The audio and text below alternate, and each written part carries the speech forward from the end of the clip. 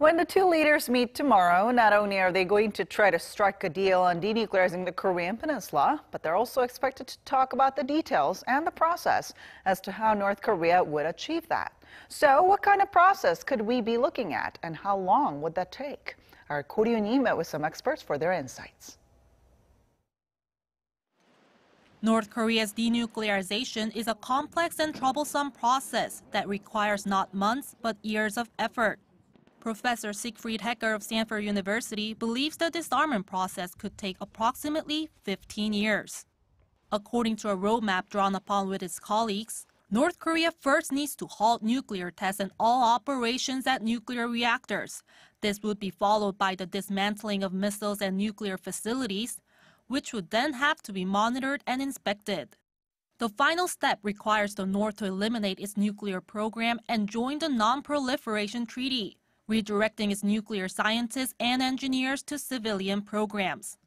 But other experts in South Korea say the process can be shortened to 2 years. President Donald Trump probably wants to speed up the process for his own political reasons. The U.S. presidential election will be held in 2020, and he'll want to accomplish denuclearization of the Korean Peninsula before it happens. Dr. Kim says the U.S. would first require the North to get rid of direct threats, ICBMs that are capable of hitting anywhere in the U.S. Then North Korea would have to discard its nuclear weapons and nuclear materials, as well as decommission nuclear facilities. Everything will ultimately have to be verified by international bodies. The entire process will be completed within 2 years. And according to experts, Washington is unlikely to tolerate North Korea's lack of commitment. If North Korea does not show commitment after a series of negotiations, the U.S. is likely to place additional sanctions and escalate its pressure on the country. If there is no significant change within a certain time period, the U.S. will have to force it through measures that it had originally planned but had not wished to use. But for it to be done smoothly and swiftly, Washington must offer certain guarantees and rewards in return.